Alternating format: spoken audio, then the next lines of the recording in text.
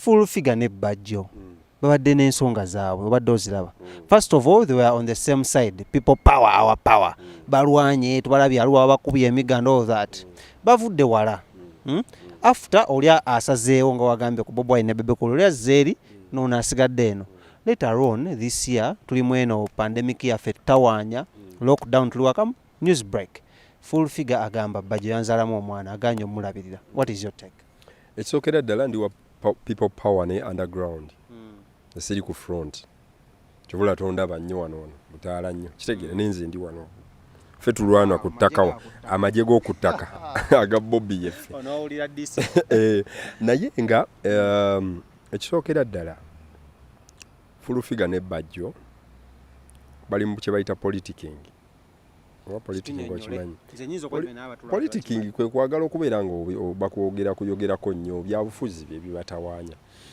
Because nakyogedde nokyogera nti I don't see where Bajjo is getting full figure to be together bezaalemu.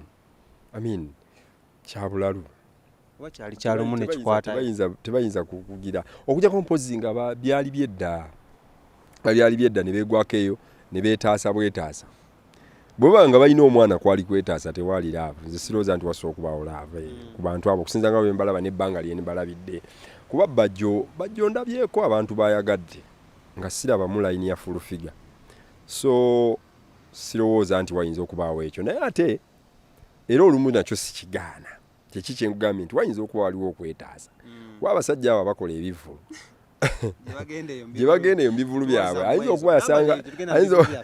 okuba yasanga kifulu figa kiri awo kitunulatunula agenda okukeera ku makya nga kyasuze wano kiri ku ppiro ye kyegiriisa naga oba kino kyazze kitya baganda bagamba kutwala ekiro agenda okukeera ku makya nga full figure nadduka emisinde nagamba n'ensi yenze kumba omwana yakutteyo kanaye bwe yategeera nti waliwo omwana agawayi kanzaale mu serulungi ono kibula nti essaawa eno akiyita simanya kisasala simanya kiki amuvuba arebuuze muze n'ensonga ki bano ababiri bayawukana at some point. Yeah, of course ensobi eyinza okuba nga bagenda obbiraba nga tebajja kusobola kukwatagana ne bakola ki ne babivaamu naye nze kyendowooza baba bagenze mu mateeka that will also solve it. Bajjo baba bagenze mu mateeka then abeere serious agende mu kooti lwaki boonoona erinnya lye kubanga ekyo ekintu kinene si bufulu viga yavayo n'abeera serious Bajjo yanzaalamu omwana nze nafa nengwa wali nakazuukira leero lwoze nagamba what n'omwana mbuuza kiddemu nti yanzaalamu omwana gwe bayita fulaawa era wa Bajjo tamulabirira. Full figure alina abaana nga bameka? Yagamba alina basatu mwana ye mu interview nzeeko yagamba alina abaana basatu alinayo no Bajjo yagamba alina basatu full figure simanyi baana balina ne twakategerako omufulaawa wa Bajjo mbu bikyali byamu kati oyinge mu chances nga tuva kwa topic chances of 100 what are the chances of kubanga Bajjo yazala mu full figure what are the chances kubanga Bajjo yazala chances ntono nnyo ziringa 10 ziringa 10 oba 5 awe chances ntono nnyo okujja nga bagenzi ne bakola DNA ate n'eyo DNA kuba Bajjo okusinza ye nga bwe mulaba agamba etasobola nagenda mu DNA kiba kitegeeza nti akkiriza waliwo ekyali kibaddewo okitegeeza so kati nze okuba nti bwe baba baagala nzikirize nti biri serious bagende wa minisita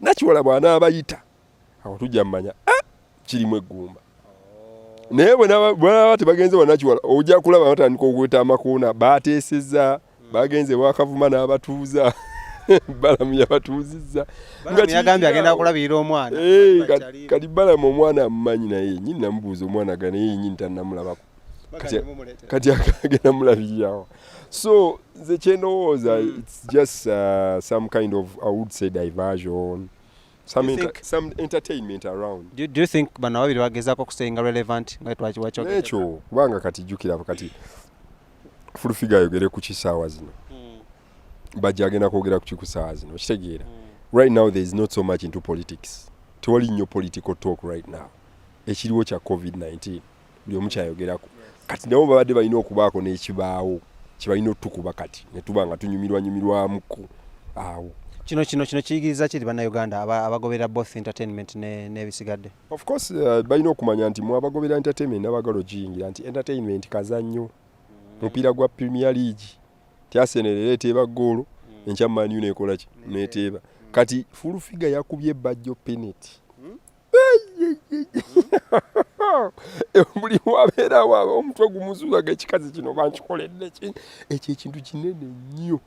Smith tolaba nti oli wano naye omukazi watulanaga nti omusajja oyo yanzaalamu bw'ati ayinza kukyejjamu atya balina kugenda maybe ku DNA kyekisookera ddala oba bagende wa minisita alage nti ali serious bagende mu kooti alage nti bana omukazi simuzaalangamu aleete omwana tumulabe tulabe nti oba yoyo bamutuba tukebere nti omwana wange that is all aho kawasobola okyejjiramu ate by the way bw'akola ekyo ate naye aba akubye penalty enzibu nnyo eri full figure okwongera okwoleka full figure nti byayogera bya kiyaaye mulimba n'okwongera omwanika nti no byayogera byonna tewali abantu kye balina kukkiriza. Mbadde kambuuze kino ekibuuzo okkiririza mu bubadi mu industry obubadi bwe bubeera nga bulungi nga buyambako omuntu okubaako nekyayisaawo kati nga bwolaba nti no Evans bwe yakaaba nga Chameleone amutaddeko sho ojjukira kyamukolera wowe Chameleone yayinza tumukola kino bane mujje mushoya abantu babagoba ku obligato kati bakyalina bye bagenda okitegera so obwongo obwo sympathy eyo buli simple busobola okukola noloza katwebuze oloza Bajjo ne full figure batulansi ne baso okwanga batulansi ne planning akabadi kano katuve just let's analyze this issue deeply anti ekugamba ninakyo kisoboka full figure called Bajjo era ngenda kugamba nti wanzaalamu omwana nakyo kisoboka kuba bala muyeba omubuuza aseka busesi aseka nnyo temanya nayinza okola kitegeera nakyo kisoboka bwe twalowoozamu bayekagula abantu abo gwe tulowooza nti obawula beevumaano nti tebakolagana bakolaganya emyaka mingi gwoza mbagenda kwewala namba olw'obuno obusente babawadde nedda ssebo ebo bennyini beekuba bakimanyi naye gundi mwana onkubye nnyo linyamukko bwe twetwalowooza naye ebyokutwalako omukazi nti kaali kabadi ate ebyange tebyalimu kabadi ebyange byalibasokolowooza tebyalimu kabadi ate tebamuntwalako lutwazi abatulaba Katongole kasita tugende yatandika otulimba taliyogera amazima kati kale tugambe essaawa zino tebamuntwalangako lutwazi kwazi olwedde twali tuyeta dda tetwagenda n'okukola sheeyo ku labonita nga wakayita emyaka egi nga tewali media house emanyi.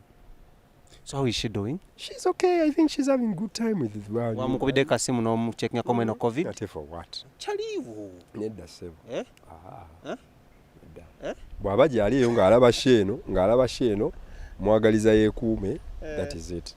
No, I don't want to disturb someone. Omanyi nyankula ebintu bino eby'omukwano. Bwe mama okanye n'omuntu. Yes, you should remain friends. Nati bwaba asazeewo okugamba nti njagala tubeere nga tuli distant. Oba distant. You respect it because ye ayinza okuba nga bw'oddamu okwogera naye ye kimuyisa bubi. Nze nyinza okuba nze ndyoke ndi fine era ne bwemusanga netunyumyawo tulyoke naye ayinza okuba nga atakola ki takyagala kati olina okurespectinga feeling z'omuntu nga we was respecting from the word go nti munaye tusazeewo buli omu akola ebibye mu mirembe. Yes. Kale omukwano tugule mungi nnyo mu industry and before we went into the COVID-19 lockdown ennaku nga basoka tuwa 32 nawani watu 14 that marks the start of the lockdown nyine soka ya quarantine tumuvuka grenade atusobedde buli muntu agamba grenade afuse grenade kubakazi abakulu. First of all twamulaba ne bamuyita nenalongo ntulaba saga eyo kubba pani na bichi byonna. Second tumulabye ne Zari. What is your take as a person in the industry for a long time? Grenade ayina byayagala buli omu alina choice y'ebintu bye byayagala mu bulamu. Ate omuntu waba falling in love, age does not matter. Yeah. Kubanga kati waliwo abamukazi zaake eryamu mukwana bakazi bakulu simanya muli abakulu. So which is not a bad thing, as in even an older woman would want to get a younger man who would know how to handle her. Yeah, kitegeera. So omukazi yenna omukulu tajja kwagala musajja mukulu wajja mubowa. Najja kwagala omuvuko omutunga Smith ajja kukola ki omukwasaganya omukwatamu ku maanyi. Okitegeera tewali nnono ku ekyo tekiriko nnono ate tekiriko tteeka etteeka we liri ate gwe omusajja ogenda under age awe wali etteeka naye omukazi okubanga mukulu ku ggwe tewali kasooba nga nawe oli above 18 ekiddako awo wonna tewali tteeka. So Katongole wagira grenade okubanga ali abakulu siri so sure nti oba bwe kiri naye oli bw'abanga laavu ye wetyo weeri bwafunira emirembe it's fine just nti olumu ware yange ebeera wamu kuzaala oyinza okwagala omukazi omukulu nga takyazaala kati grenade bw'aba yagadde zali yatuwa surprise ne Diamond namuwa omwana tetumanyi oba bwabanga balina zali anakkiriza okwongerayo omukaaga oza teyabikoowa kati ekyo nekyo kiri awo so ayinza ye musajja atu okwemaliramu n'agamba kanjagale zali naye nga zali yayagala bya just kubeera waawo love naye nga tewali Do you see this relationship lasting? Of course you know ebintu bya zali atuuka n'akoowa yenga ye atuuka n'agamba kati nkukooye so grenade ekyalina okuba nga akiteeka mu bwongo bwe nti bw'anaaba agenzeeyo nga ddala waliwo laavu eyaabwe alina omanya nti bajja tuuka ekiseera zali agambe nti kati gwe tenaye eweddeko kankukoye kati sijja kusobola kubanga emyaka gya grenade ojja kuŋŋa nti ajja abeera ku zali yekka era zali aba alina byayagalayo ebibyeku maybe feeling z'aba afunye at that moment maybe okumuyambako mu career ye because grenade alina sente era zali ajja kuba nga amuyambako kitegeera kukyoga grenade alina sente zagenda okuwa zali naye ayinza omugulirayo akantu obulabu temuli kati ayina so omugulira emmoroka ey'emiliyoni 3 kati nga Diamond baali bazimuwa wali oba kitegeera ekyo so nti just ekiriwo kyaba alina okuba nakyo alina okumanya nti bw'aba agenzeyo agendeyo anyulire omukwano ogwako akaseera bwe gunaggwako tatukaabirira. Kino kiteekawa grenade mu career ye mu myaka nga gumu oba ebiri okuva kati kyendowooza solongazi nti aba asobodde okifunamu naaba nga afunyemu akasente music we abadde supported mu music kubanga kati ye kyafa ye music we nti akoze videos ennungi asobodde okubeera relevant mu bantu keeping on nga bamwogerako buli saa because oyinza otunya nti grenade anoonya kubeera nga oba ayagala abakazi bakulu naye n'okumwogerako zero alina following so kitegeeza nti grenade bajja kuba buli saa bamuliko ne music ng'afulumya abantu bategeera music kigwakoze ki gwaba akoze so there is also that benefit yes so bwaba abifunyeemu ebyo ne bimuyamba ogenda mu maaso n'okwetunda nakyo kibeero kale eyo tuveeyo we going to side ate ey'omuvubuka era omulala as we try to wind up mwana mulenzi Daliandre saga naye waziraba but what we are going to talk about otuyambeko okwanalizinga issue ey'okusaba mpaako okutega ekibatu so many cases why am I asking this because Katongole have ever passed through such a situation accusation ngezo so twagala otuyambeko okutegeera ku kino ekya Daliandre. I think Daliandre and the girl Nadia I think Nadia I think she will regret doing that. Yes. Daliandre won't regret kusabiriza mwana na kumuma luyimba lwe. Gwe tosabangako. At the right time in the right place. Tosabangako. At the right time. Yes. Kati ye ayinza okuba ne Andre alaba nti it's the right time okumugamba nti ki mpa. Buli omu alina time ye. Yes. Abasajja bano. Lwaki leka nkule ekintu kimu ky'olina omumanya. Ebintu by'omukwano biba byakyama. Omuwala ye yayagala gikozesa nga opportunity okuswaza oli because maybe yali slow kuba Andre natural ali slow mu music ye si ye muntu gw'opapya gwanze naye nali mubuuziza ku nigwe tuyagala kuperforminga ne gundi ne Lydia Jasmine what is wrong mwana ze ebyo tebindi anze sigenda ya mwala agenda ayimbe nsigendayo ninga shows we ziri nga sugenda ne mayimba n'omwala ne bagenda maaso ne music so ye muntu akupushinga naye ekyaliwo nze kyendooza kiri kimu nti omuwala saawa eno ajja ku regretinga nnyo ku ebyo ebigambo bye yayogera lwaki yayinza okuba alowooza nti yalwanira abantu abalala naye ebyo ebintu tebabyogera ebyo ebintu otuula mu bantu n'oyita abakulu oba ayise Sophie Gombya abakulu ngaabwe notabiteeka mu kamera kuba biswaza kati gwe tolowooza nti no buli muwala oba buli muntu ajja kuba happy tolowooza nti omuwala oyo anaafuna abasajja abandi mwagadde nnyo kubanga gwe naye Smith obeera gwe noga nti ogenda kwana naddi ojja kutya waya kawala nyinza okukagamba nange ne kagenda kanjogera. There is also that stake ya music wa agitaddewa oba kitegeera ekyo music wa mutaddewa nti abafaani be banayogera kwagala music we on that. Omanyi oyinza okwagala okukola amawulire naye nogakola mu bubi ne weesuula gwe kennyini. So ebimu tulina kubeera very very careful nga twagala obumu okuvayo lumu n'okuswaza abantu because olwolimba luba lumu bwe luba nga lugenda okuweebula bwe lutyo ng'ate olina n'ennyimba endala z'ogenda okukola.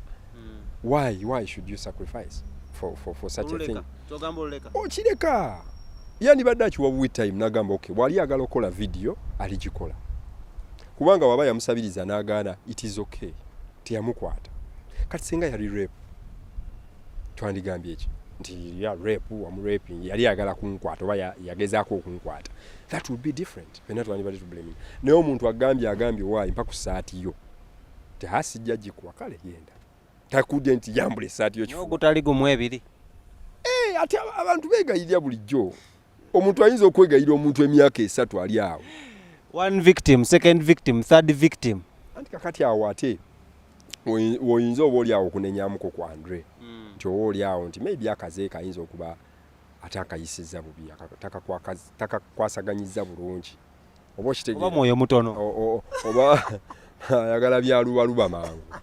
So ate ayina naye okwetunulamu n'alaba enkola y'ekintu kye eyinza okuba si nnungi naye kubamuko ku ttooki neyeeterezaamu ye nga Andre naye alina okweterezaamu naye ate n'omuwala n'ekiyakola nakyo si kirungi. Ebyo abantu babyogerako ebivaawo. Yes.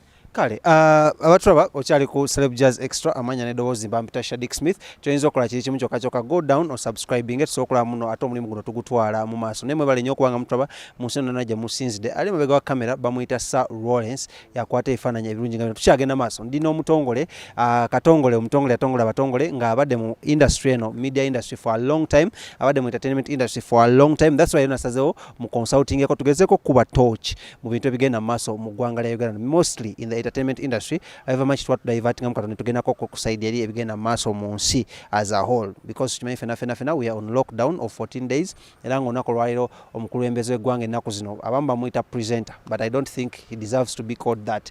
Do you think president is a president asobola okwogera ne beba buli wiki nga yogera lunaku lumu buli wiki niwe guba mwaka mulamba he can't be a presenter. Waleka meme ku WhatsApp akade kagamba nti no boba oyagala sebo ekitiibwa tukusabeyo kayimba kyenkya ku show yo wakalabyeko nkalaba byonna mbiraba naye nga tubeere bubezi just happy nti president alina n'obudde obwogera naffe kuba abalala tebalina na budde obwo. Abulamonga amalala sebo ba president balwawo n'okwogera ayogerayo lumu ne wayitawo ewiiki eziwera nga tazzeemu kwogera ebirala baminisita ne babyogera naye kati ono olaba nti bambi akola ki afaayo alaba ekigenda maaso mu ggwanga mu entertainment industry gye twandise comeback yani ya president Katongole azeseewo singa mpadde close up nga ekibuuzo ekyo kizze gyali adde agenda kudduka ave wano muyagwa goŋŋamba gw'obyogera mbaako Katongole eyo si kamba akasebo omusajja mubuuze manager we badamu by the balamu yatumma omusajja oyo Katongole twali tumunonya tumukoleko ko interview nga twaga tumubuuze si mwangu naye nga musobola omufuna. Kale nga tumayiza Katongole anything you think in entertainment that is happening now that shouldn't be have happened? Nze ndowooza abantu babeere waka kyekisinga okubeera ekikulu even mu entertainment nti Katonda akyatuyambe tewaliwo wa entertainment yenna yakwatiddwa bulwadde obwo so twongere okubeera nga tu taking up precautions za government tugoberera kyonna government kyeteekawo kyetugamba ne president byayogera tubigoberere so kuuma nga tuli balamu ekintu kino tuyambagane nnyo tulabe nti tukivaamu nga tuli balamu. On that note actually just okusaba ku kirimi katono nnyo Kenzo bamuganya okudda mu nsi ye because of the quarantine and everything. What is your take on that? Kenzo agume kyonna kyekiri just yekuume bwekuumirwa kuba nti afiri is missing okuba nti is missing his country, is missing his kids, is even missing the social media talk nabyo abimisinga kati eri ayira asigala abiraba naye omanyi waliwo okubeera nga weetaaya kyawukana kati eri si nnyo kuba teyeetaaya bulungi tatambula nti alina kalabya akapya akateekeyo so ali wamu kati obeera wamu ne bikuggwako ng'olina kukivaako n'osirika so just agumiikirize abeere wamu nalabye ulcers yafunye ulcer attack so abamulisiza bingi so butto ebyo nebikamulanye naye tumusabire naye ayongera okusabira bannayuganda I think he will be fine just agumiikirize mu kaseera katono bino ebintu bigenda just a pandemic so uli obulwadde nga buyise pandemic bwansi yonna buzze buta kitegeeza buzze bujja kgenda kubanga okusinza ku byafaayo byonna bizze pandemic ezibaddewo bwezityo bwezijja nezijja zimalawo akaseera katono nezigenda it will go. Kale so Kenzo Jolly take heart my brother tumanyi muno naffe embeera sinungi naye sigala ye Cameroon tugire mpola manya Ivory Coast tomanya tujja kuba tulabanga ate okomyewo tulabe ne festival bwenegenda festival ino okudda ate egenda kudda y'amaanyi naye gwe kyolina okumanya nti coronavirus kasitaggwa bwati teka waago ogenda kakasa kye bayita bannayuganda nti baagala okukyakala bagenda sooka bakyakale okukoowa ewaka bagenda sooka bategeka ekivuluza kino nze njo kitegeka mukulike eyo mu makomera g'ewaka mukulike korona n'amakomera g'ewaka tewali musajja yagala kubeera waka ate waliyo n'abakazi abakoowa abasajja ewaka era nga nabo bali ku kizibu ogusajja gukola ki wano gulina olugezigezi simanyi ebintu si byoze simanyi wano siwasiimule simanyi biki omuli ku tv mujongeza nnyo entebe muziddugaza mulimu abasajja abalina olugezigezi awaka kati abakazi nga alaba ali ku kizibu agamba ye banne korona yatujjirira ogusajja gulya nnyo guntawanya buli ssaawa siina mirembe oba kitegeera n'abantu bagenda kuzaala nnyo kino kiri awo ate omukulembeze gwanga yatukola byogamba muno emirimu giri tegirina buzibu kati gwe kyolina omumanya abantu bangi nnyo emyezi 9 egigenda oyitawo nga korona naweddi oba 7-8 omwaka ogujja abantu bagenda kuzaala obwana era buli kaana ke bazaala bakayite korona covid anyways yakola oba gavumenti etuwa ekisaawe kyekkolega ye banne byagala tubawadde muteeka ebivulu myezi 2 era kyo bwe kijja okuba bajja kubeerawo of course ebintu bingi ebijja okubaawo naye nga Katonda ajja atuyambe bambi tukiyitemu kireme tutwala abantu olowooza bannayuganda bana bakyalina ssente zigenda mu bivulu bajja kuzikola abannayuganda balina ssente gwe bamanyi ate nga bakaaba saawa eno bakaaba ne of course tebakola buli omu akaaba fena tukaaba naye ate singa bina biwedde nga bazze ku mirimu gyabwe bakola ssente zijja kubaawo so tugambe muno entertainment industry nga mugenda kiwa mukwago ina band mugenda kiwa mubanga so that you can revive abantu bajja bba wamu ng'omwezi gumu ebiri yes bajja kusooka bamu omwezi gumu badusooke bakole kati abantu abajja okutandikirawo okukola bujja kuba bubaala kwekulisaawo biki lololobo pate lololo bwe butyo embaga z'abantu mikolo gidduka emisinde awo wonna then because okuddamu tetugenda kuddiramu era mu bivulu immediately no ebyo bivulu temujja bbira wako after 3 months ebivulu kyaki mizikiti emyezi gikyali 3 ng'ebyo teri kugendayo okitegera Febusi alemezayo mu May nga Febusi alemezeeyo tekirina buzibu naye katulabo bakolona n'abatakyaliwo ne Vixen yalemezayo mu December tewali buzibu ffe katulinde korona balabanga wona waggwera ffe nga tugenda mu kivulu kyabwe olowooza ki kweno suggestion nawe nagisomya ku social media nga bagamba muno how about you artists take support nga mugamba kati katusooke na festival ya Kenzo tugikube tugimale so that abannayuganda temuba crowding na bivulu of course kyona kinajja artists bali organized tolaba Kenzo teyayingira gundi ani Sindi yes so era kijja kubeera organized nti ekinasooka nti oba Eddie Kenzo wanalangira date ye mangu nnyo nti korona aweddeko date yange yeeno era gye bajja osooka anaddako awingira badde bwe bati byonna bajja bigendamu so long as nti nno babikkiriza waliwo ne possibility oga nti no banne korona kati akendedde mudde ku mirimu gyammwe no bivulu no church no mosques okisegedde ne tusooka ne tudda buzzi ku mirimu gyaffe nga tukola sente zaffe tuzitereka wowe tugendako ate n'obubaala nabo nga n'obubaala nabo bukuŋŋaanya nnyo abantu so ekyo ne kisooka ne kibeerawo tewali kukyakala kola mirimu How are you artists living during this corona? Living about savings bakola aba savings ewo sente zawe bali okay. Ekyo boyi ekibe kyakuyiga eri ba artists bonna. Ti omuntu olina okusavinga. Olina okubako ne byokola. Olina toyina kubeera extravagant. Artists bono nnyo sente mu ngoye, ngato, kuchakala, kola biki. Okitegeera omuntu nagula olugoye kati ngaba abakazi. Nagenda nagula olugoye akola enviiri za kakadde kamu n'ekitundu. Zigenda kumala wiki emu. Hey, zino King Dance wa sente. Hey. Bola baba yimbi abo. Omuwala abayimbi naddala bola baba. Abeera n'onviiri ku mutwe ninga za miliyoni emu n'ekitundu ninga zigenda just azikozeza show. Agenda ambalala kuyimba. Ninga enviiri zataddeko za kamu kitundu. Kyokka ate bw'avaayo enkya alina okugenda e Masaka. Nayo n'ateekako ezaabu bubiri. That is extravagant, seriously. Lwaki oba tosobola kuyimba eno nokyusa style nogenda noyimba wali nokyusa eri noga nti maybe after 2 weeks ndyoke nkyuse or after a month kugamba tu ebyekisiru kati baba kati eno ye time ebayigirize ebazaamu ku magezi nti nina okukola ki nina okusavinga yes So let's take this chance Katongole guys let's take this chance Katongole awe ku magezi as we finish nyawe ku magezi basically in entertainment industry because we basinga buli mada gamba abayimbi bagenda kukosebwa nnyo abebivu bagenda kukosebwa nnyo biki no that all circle bawe ku magezi right now za magezi gemba musoke mukiwe emyezi 3 obe na temugenda kubanga mukola ekyo kyo mukimanyi government egenda kukkiriza abantu kukungana nga corona tannabeera wiped up well because tebagenda kukkiriza gamati tulowoozeza nti corona aweddeyo babaleke mukole ebivu ate abantu balwale kitegeeza government ejja kuba egwekubye so ekiriwo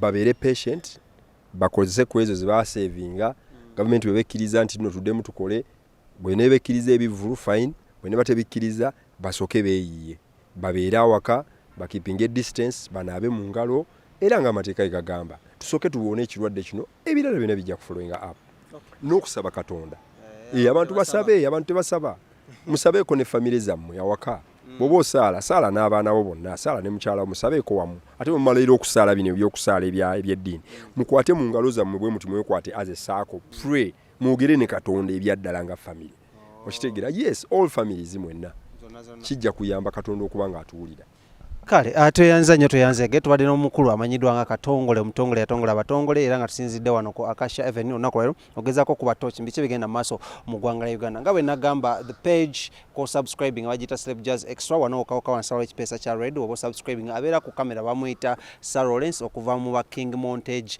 Productions bakwata film bakwata ebina Uganda bakwata emikolo bintu nnyo ebibakola ebikwatagana ne photography so mubabeere nga mubalinkinga up ku Facebook King Montage Productions ojja kwa nabo mbako echairman chemba mbateddeko abadde olwairo bamuyita Kim Dance yadde nga producer wa show era tumwebaza okuba naye nga abadde happy lockdown day 7 omukulembeze agenda kuba yayogerako erife tujja kuba tugira situwabuli ebiki byana abayogedde bikwatagana kuki era ki ekigenda maaso next week we are bringing back Katongole tujja kuba tumukomyawo nga tubulira to analyzing issues zinze zetuleseyo najja kuba komonga yogera my name is the one the king himself King Smith I love you so much bye bye